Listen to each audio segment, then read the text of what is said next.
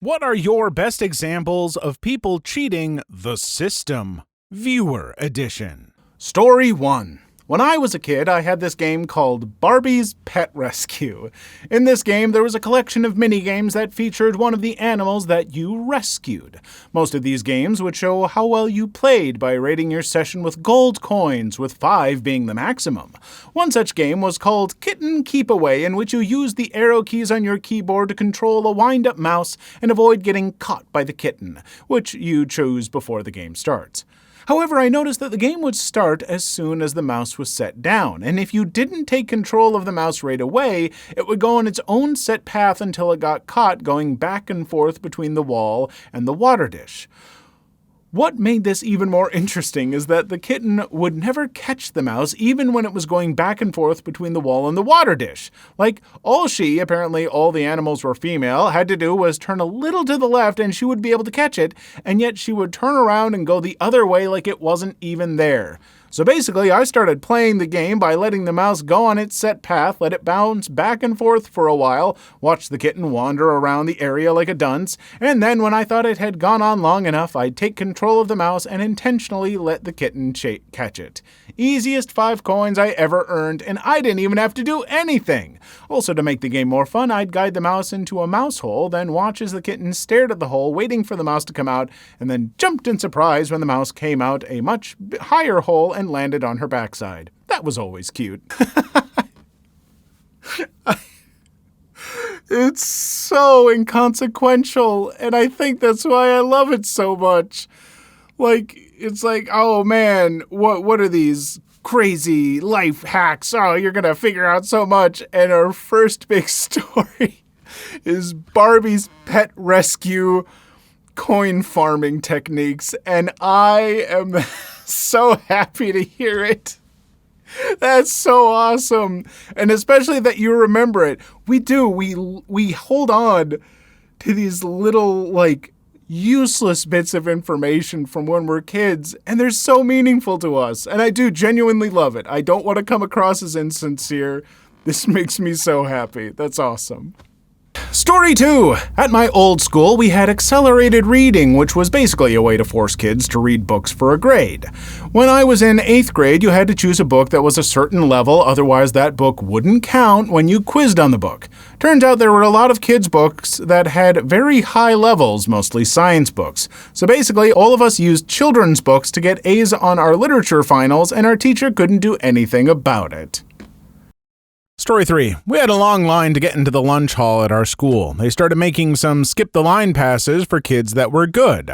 I got one and printed and laminated around 50 of them and sold them for 50p each. I live in England. I made around £1.50 per day for about 2 months until it got too much for the teachers and they stopped making them. I made a lot of money from people's bus money, though.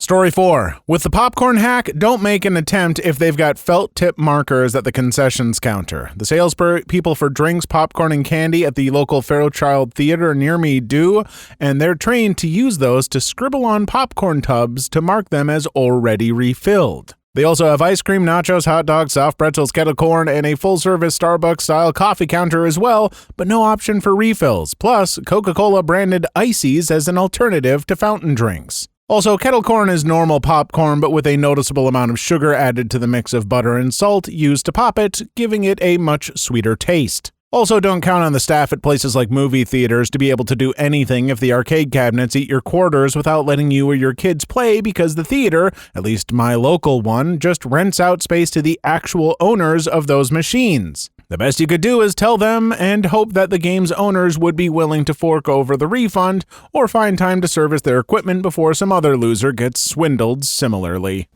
I don't know how any of you are getting refills on pop or popcorn at the movie theater because I could barely get through the smallest soda without having to go to the bathroom twice because movies are too dang long these days. And popcorn? It's too big. It's too much popcorn. Nobody needs that much popcorn. I guess other people like popcorn more than me. I'm not a big popcorn person, but still. And I suppose if you got kids and family, all right, I can understand because it's expensive. You buy a thing of popcorn this big and it's $20 or some dumb crap. Whatever.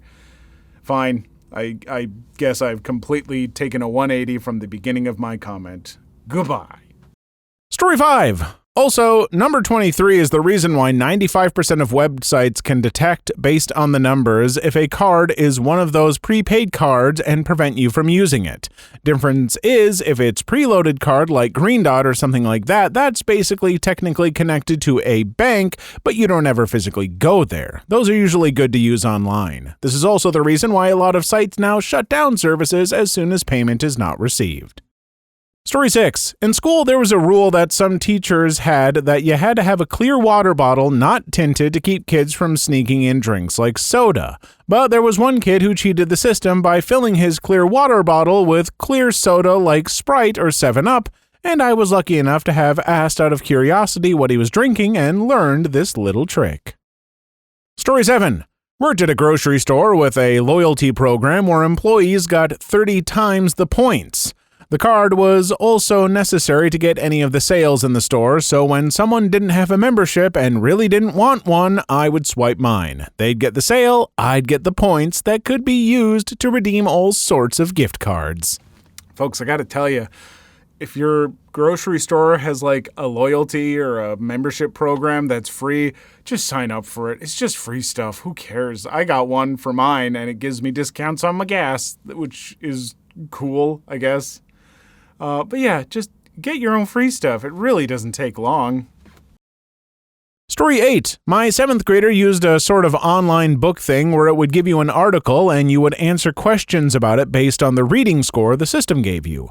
However, teachers at the time couldn't get in the system, so we sent screenshots of them. However, me and my at the time partner realized you could take a screenshot of a past assignment that you got 100 on and edit the name to be the assignment, granted you cropped out the info on the article. Me and my partner got away with this for a year before they found out the next year. Story 9. I used to literally just write video game lores and scripts for English assignments. I was his best student, and he even showed one of my fiction stories to some other classes, including my cousins. He was a grade below me.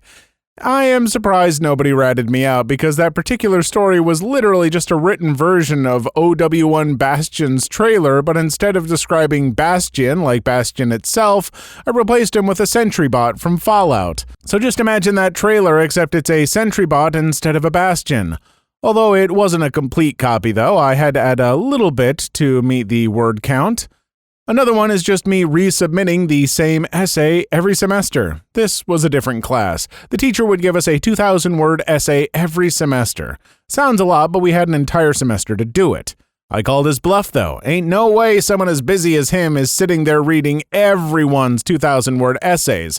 So I risked it and resubmitted an essay I already submitted last semester. Got max marks, so I kept doing it. Story 10. After my sophomore year of high school, my school switched from a semester system to a trimester system. It would have been impossible for my class to graduate with the new requirements given that our credits for the first 2 years were earned on a semester system. This meant that our class only had to meet the requirements of the old system while getting tons of credits from doing 3 sets of classes each year instead of 2. Most of us just coasted through our senior year. My last year was mostly just electives, and I also got to leave early, free period, and skip the after-school rush in the parking lot. I have heard so many stories, not on here, just in life, of schools like transitioning to a different way of doing things and not having any kind of plan for the kids who are like midway through the transition. And it goofs so many things up. And sometimes it comes out in students' favor, and sometimes it's a huge hassle for the students. And it just, there's got to be a better way. I feel like the people implementing these plans thought about it for 5 minutes and went, good enough. Story 11. When I started 7th grade, I moved to a small town near where I used to live and changed schools. Then in 8th and 9th grade, there was an announcement that the grading system was going to an 80-20 system, where 80% of your grade was test scores and 20% was homework scores. You only needed like a high D to pass, and my mom only asked for at least C's. I did the math and almost instantly and realized that if I did really well on tests and spent extra class time, which I regularly had lots of, doing a little bit of homework, I could easily pass my classes and make my mom happy while never doing schoolwork outside of school. My lowest grades were a high C or 2 per term, but mostly B's and some A's, which meant Mom was happy and I was passing all my classes. All the while, I played video games and watched TVs while homework piled up unbeknownst to my mother, and eventually managed to get away with barely even attending school for more than half a day. I got caught leaving campus and brought to the office one time over the course of at least a trimester of ditching/half days. The principal gave my friends, who'd been caught ditching quite a bit before, a lecture and made us spend the rest of the day in ISS, in-school suspension. See, I feel like that's not a super fair system because there are plenty of students and people who are just students and people. There are people who are bad test takers. I'm not. I'm a really good test taker, even if I don't really know what I'm talking about. I'm just good at tests. It doesn't mean that I've absorbed that knowledge well, whereas other people who definitely know more than me can be bad test takers. Schools, you gotta do better. Story 12. During my last semester of nursing school, we were supposed to do a presentation along with a PowerPoint discussing an assigned health subject. Not only did I procrastinate too much, but when I finally got started, I couldn't make sense of my subject at the time. Then we got a message that my professor had cut the class short due to personal reasons. She was just going to take our PowerPoint files and grade those since there was no time for actual presentations. So I sat down, made several quick slides with talking points and pictures that were vague enough to cover the subject, even though I had no idea what I would have actually said in this presentation, and I got an A for the whole thing. Story 13. When I was about 12, my buddy from a different school was in a course where he and his team had to do a presentation in class. Every team in the course had to reserve a date and time slot to hold their presentation, and my buddy's team had agreed to try and hold their presentation as early in the semester as possible, so they could stop worrying about the subject for the rest of the semester. The reservation had to be done through the personal website of the professor, but the reservation form was only accessible from 1 p.m. one afternoon. Since my buddy had lunch at my home that day, we were sitting at my computer waiting for the unlocking of the reservation form. I started digging around in the source code and found some time script that contained a public hyperlink directed to the reservation form, which had no further protection itself. I opened the form through that, and my buddy went to town entering his info since it would take at least a minute to fill in the form and he wanted to submit it before any other team. We decided to send it off some seconds after the official unlocking of the form, and my buddy's team did get the time slot they wanted reserved. Later, my buddy couldn't help but ask the professor if he had noticed anything unusual, and apparently we even submitted our form a few seconds before the official unlocking time. But the professor was a good sport, and there was no aftermath. Wow, you folks put in so much work to make sure that you could give your presentation as early as possible. You do know you could have just taken like whatever presentation slot and just made sure you got yours done and taken care of as early as possible, right? Then you could even have watched like the first couple presentations, learned from them, and tweaked and adjusted yours that's already been finished for weeks. I'm just saying, it seems like a lot of work for not the best reward, but whatever works for you. Story 14. Had a similar thing happen to me with campus dollars, but I wasn't that clever, so I ended up leaving some change on the account. Weirdest part was that about a year later, I ran my student ID at a local sandwich place that said they could put whatever was left towards my bill and just pay the rest in cash. Discover there was almost exactly $1,000 just sitting there. I asked everyone that might have legitimately put money into that account, and no one knew where it came from. I asked the school if they recycled student IDs, and they said no, so it wasn't another student. I waited a full semester and checked again, still $1,000 just sitting there. So I bought sandwiches every weekend for about a year until one day they accidentally double-charged me and, over my objections, called housing to get it refunded. The next time I tried to use the account, it was empty. I think I tapped into someone's embezzlement scheme. Good cheesesteak, though. Story 15. In the gym, there are 2 memberships. You either get a green wristband, normal membership, or a gray one for premium membership. There are a few more differences between those membership options, but the big thing is that there is a machine where you can refill your drinks as often as you want, completely unlimited. As a normal member, you can only get water. As a premium member, you can also get a selection of ISO drinks in different flavors. You would hold your band against a scanner and then get the options available to you. I noticed that the screen stays unlocked for about 5 seconds of inactivity, so I, normal membership, waited for someone with a premium membership to fill up his drink, and then go there and just use the machine myself to also get a nice drink. Wouldn't have thought it was that easy, but it is. I do this for at least 2 years now. LOL. Okay, is it just me? Or I don't understand the desire to have, like, flavored sweet water when I'm working out. I honestly find it kind of gross. Like, if I've been working out, I ride my bike for about an hour every morning, exercise bike usually, but sometimes outside. And when I'm done, all I want is water. I don't want flavored water or anything like that. I just want cold, refreshing water. Am I the only one? Please, someone in the comments tell me I'm not out of my mind, because I feel like I see so much stuff about, like, water. But water is good. I like it.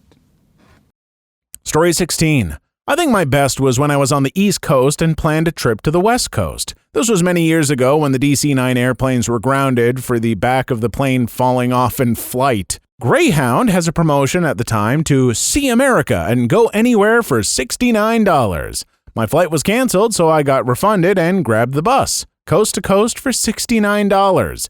Anyone involved in the USN while I was enlisted, one of my transfers to Okinawa, I had taken leave. From there, I needed to catch my flight from LA to Okinawa, a cargo plane headed through Alaska.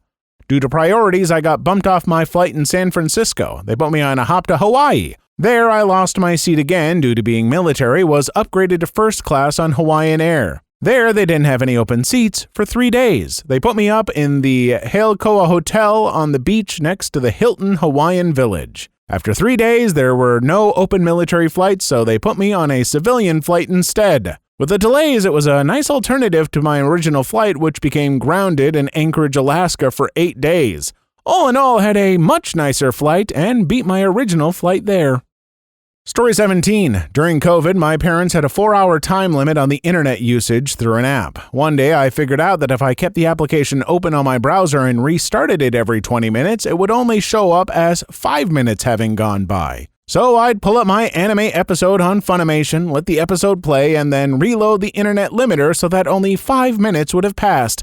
Eventually, they fixed the issue, but it was fun while it lasted. Back in my day, the internet put a cap on your internet usage. It'd come on a little floppy disk, and they'd say that you'd get, 30 hours a month of AOL.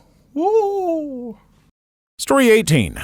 My previous job involved taking information from one system, making some decisions about it, and then inputting it into another system. The logic was pretty basic though, so on my own time I wrote my own little tool to bridge the two systems and smuggled it into work. Then I just fire up the program and let my computer do the job while I dinked around on my phone. It was a cubicle farm, but I was in a far corner of the floor, so there was no way for anyone to see what I was doing without being seen approaching from a long ways away. So for a couple of years, I basically got paid for doing maybe 15 minutes of work a week. Only reason I left that position was because I literally hit the salary cap, but for a good 6 years there, I got paid for doing nothing. Story 19. Mine's similar to number 22. Me and my brother were at Universal in Orlando. It was hot as F that day, and we wanted cold drinks. They have the Coke Freestyle machines, but theirs have a chip barcode reader that reads a chip barcode on the cup. You can get water without scanning, so my brother got a souvenir cup that could be refilled every 10 minutes, then I grabbed a water cup with no barcode. I first filled up the souvenir cup with the drink I wanted, then transferred it into the water cup. Then after 5 minutes, my brother got in line, which took about 5 minutes, so by the time he got to the machine, the cooldown had reset, and he could fill it up again. We did this 4 to 5 times throughout the day we were there. This was the start of summer 2022, if anyone is wondering. This is the kind of hack that children are, like, thrilled to figure out. Like, oh my God, we found this cool way, to save, $5 or whatever. I mean, at Universal, who knows what a soda costs, but, like, saving money when you're, like, a kid or a teenager, this would just blow your mind. You'd be like, we're geniuses. As an adult, I'm like, I'd have to, go online twice? No, I don't have time for that. Here's your $20. Give me a soda. Story 20. We had to take typing tests online in 5th grade. They were counted as test grades every week and were graded on speed and accuracy. We had to hit a minimum speed to get full credit on that part. Whatever percentage of the set speed that we were able to reach was averaged with our accuracy percentage to get our final grade. The speed we had to reach for full credit was 32 words per minute. I can't type fast, so I held down one key so it would type automatically the whole time. The accuracy would be about 5%, but when averaged with the 300% of the required speed, it didn't matter and I aced my typing tests. Story 21. My sister pulled some things in the past. For a long time, she would get 3 large bags of dog food for free with a coupon she photocopied, then later return them for full price. That was about $120 she would make each time. She also had a bunch of coupons for buying 1 pack of the expensive hot dog brands and get 1 free, but she would only use them during the day of the week where the store itself always had the buy 1 get 1 free offer for the same hot dog brand. For some reason, the system always ran the coupon as paying for one with the store's offer paying for the other, and she would get at least half a dozen packs of hot dogs for free each week. Why is your sister buying so many hot dogs? What are you doing? Was she selling the hot dogs? Like the first thing, she bought the dog food and brought it back and, got money like a thief. But the other one, she found some hack to just buy a lot of extra hot dogs. A half a dozen packs of free hot dogs each week. That's too many hot dogs. You need to go to a doctor. Story 22. The best I've seen, working at our statewide grocery store, very popular in my state, I saw someone using food stamps coming through my line. They had 2 carts full coming out to $2,000. They had bought alcohol with cash because you have to. The man pulls out rolls of cash from his pocket. Right after they're done, he runs into someone he knows and they ask him what he's up to. He says, I kid you not, selling drugs. And that's how they get away with getting over $5,000 a month in food stamps since they also had 3 kids. Made me mad because I'm working, going to college, and paying rent, and this means making money selling drugs and also having others pay for his food. Story 23. There was a store that you could return receipts to and get 3% cash back. I had a seasonal job in that store working in the basement. It was a crummy job, but at the end of the day, they would send down the bags of garbage from the registers. I was the only one down there most of the time, so could rifle through the bags and dig out any receipts that customers didn't keep or from returned items that the cashiers didn't mark off. I made a few hundred turning all those in.